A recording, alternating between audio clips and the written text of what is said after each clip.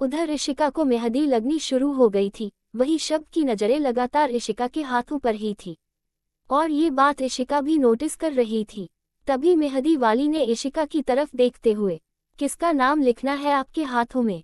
अब आगे। मेहंदी वाली की बात सुनते ही इशिका की नज़रें अपने आप ही शब्द के ऊपर चली गई। उसे शब्द की आवाज़ उसके कानों में गूंजती हुई सुनाई दी।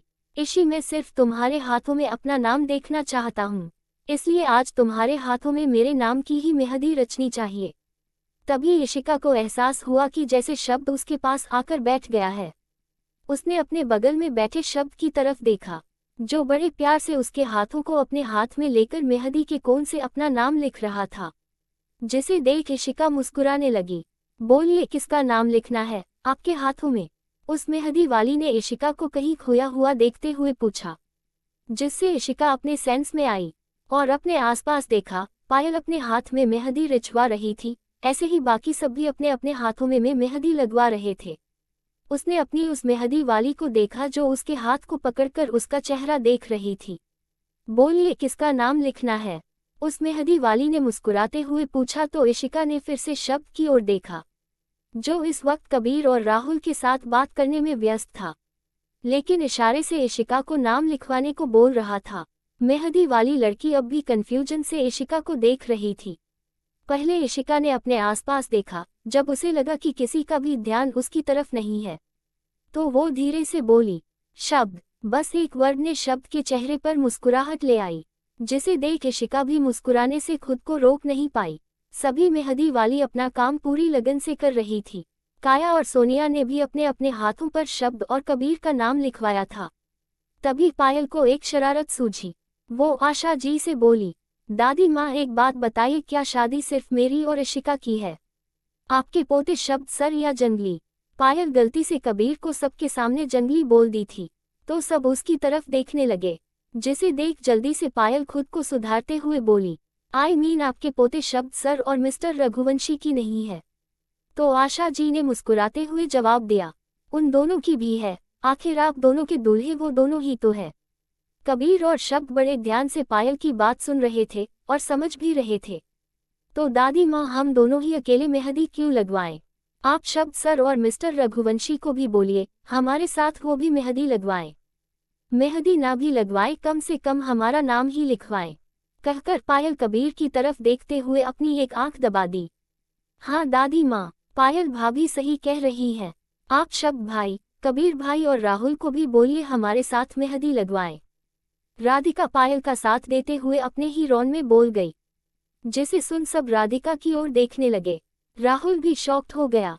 क्यों राहुल, क्यों लगवाएंगे? आशा जी ने राधिका की तरफ देखते हुए पूछा, तो वीर जी और स्नेहा जी की भी नजरें अपनी बेटी राधिका के ऊपर आ टिनकी। माया जी के चेहरे पर एक शातिर मुस्कुराहट आ गई, जिसे उन्होंने जल्दी से छिपा लिया। नहीं दादी माँ, मेरा वो मतलब नहीं था, मैं तो बस। राधिका डर से कांपने लगी थी। दादी माँ, वो छोड़िए, बात को घुमाए नहीं। पायल राधिका को बचाते हुए जल्दी से बोली, क्या मतलब है आपका? आशा जी पायल की तरफ घूर रही थी। इसका मतलब है दादी माँ, कि आप शब्द सर और कबीर सर को भी मेहंदी लगवाने के लिए बोलिए। इशिका जल्दी से बोली, तो शब्द के चेहरे पर मुस्कुराहट आ गई। हाँ ठीक है, लेकिन यहाँ किसी ने आपसे राय नहीं मांगी, इसलिए आप शांत बैठी रहें। आशा जी ने तीखे शब्दों में इशिका से कहा, जिसे सुन इशिका की आंखें नम हो गई। शब्द को भी आशा जी की बातें कड़वी लगी थी, लेकिन फिर भी वो खामोश रहा। कबीर शब्द की तरफ देखा, तो उसका चेहरा देखकर समझ गया कि शब्द को अपनी दादी की बात कितनी ज्यादा बुरी लगी। इसीलिए वो जल्दी से बोला, इसमें क्या है दादी माँ, हम भी अपने हाथों में इनका नाम जरूर लिखवाएंगे। कहकर कबीर शब्द का हाथ पकड़ वही सबके साथ में बैठ गया। कुछ देर में सबकी मेहंदी खत्म हुई तो पूरी राठौर फैमिली जा चुकी थी, बस राधिका को छोड़कर, क्योंकि आज उसका मन अपनी दोनों भाभियों के साथ रुकने का था। उसी बीच छिपते छिपाते राहुल ने एक कोन से अपने हाथ में परिणाम लिख दिया था। रुद्राक्ष को आज बिल्कुल भी मौका नहीं मिल पाया था इशिका के पास जाने का, लेकिन पूरी मेहंदी के दौरान उसकी लगातार नजरें इशिका पर ही बनी हुई थी। कल इशिका और पायल का संगीत था और संगीत शब्द के घर में होने वाला था। उसके बाद हल्दी और शादी।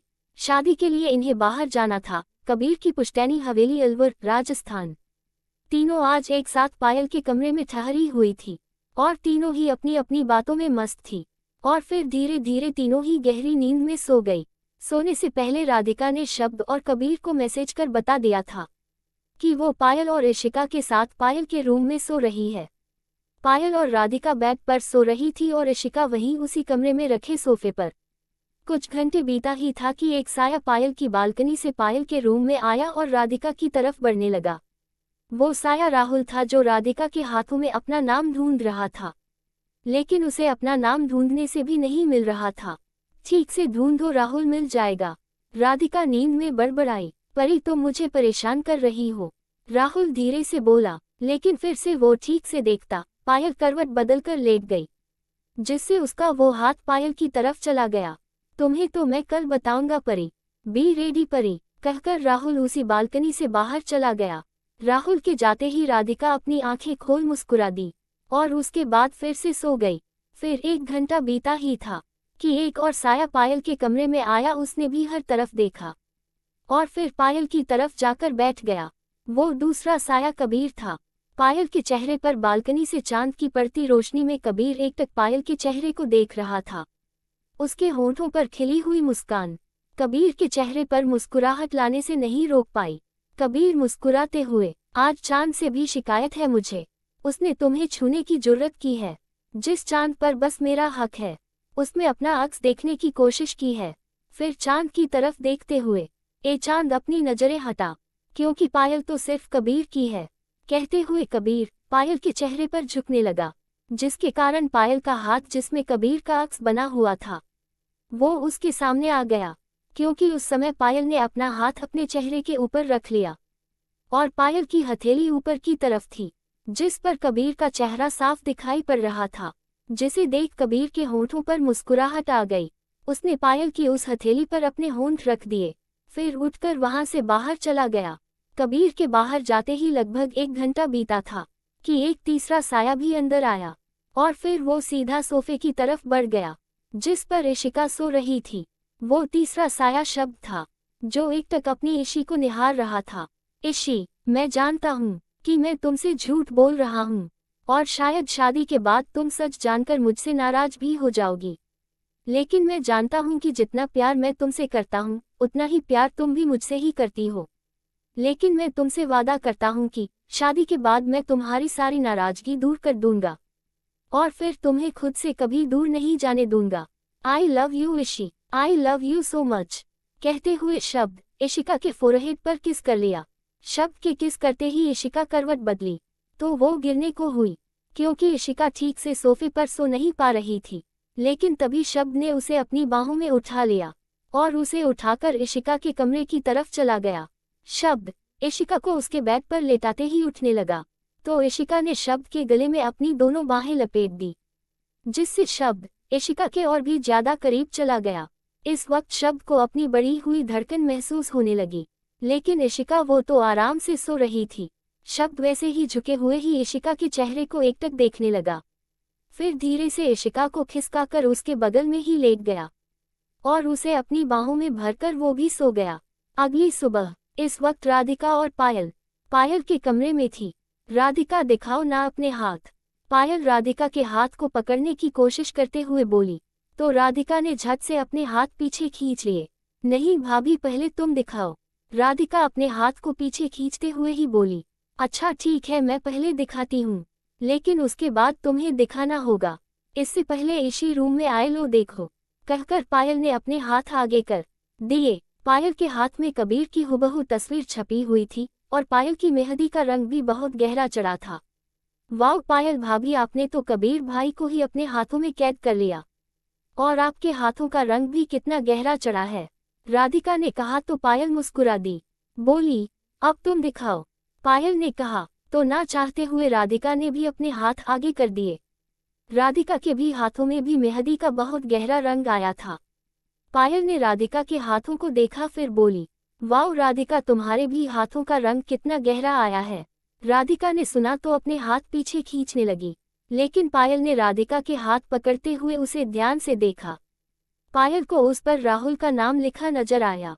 ओह राहुल। पायल राहुल के नाम से राधिका को टीस करने लगी तो शर्माते हुए राधिका ने अपने खींच लिए और फिर जल्दी से बोली, पायल भाभी आज तुम्हारा और इशिका भाभी का संगीत है तो मुझे घर जाना होगा और सारी तैयारियां भी तो देखनी है।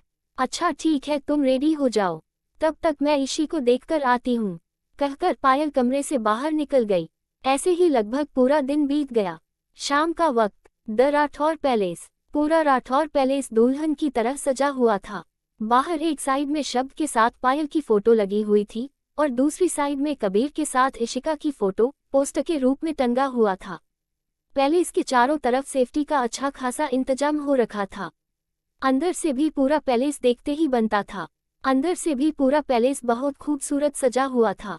संगीत का इंतजाम पैलेस के पीछे वाले बड़े से गार्डन एरिया में रखा गया था, जहां से एक तरफ एक बड़ा सा स्टेज लगा हुआ था जहां पर संगीत प्रोग्राम होना था और उसके इर्द गिर्द ही बहुत सारी कुर्सियां और सोफे रखे गए थे। धीरे धीरे सभी गेस्ट भी आने लगे, लेकिन अभी रोवत फैमिली नहीं आई थी। जारी है लेखिका प्रियंका गुप्ता। आज का भाग आपको कैसा लगा कमेंट करके जरूर बताएगा। तो मिलते हैं अगले भाग में। और जिन लोगों ने मुझे सब्सक्राइब नहीं किया है अभी कर लीजिए ताकि आपको मेरी कहानियों के नोटिफिकेशन सबसे पहले मिल सकें। Thanks for watching.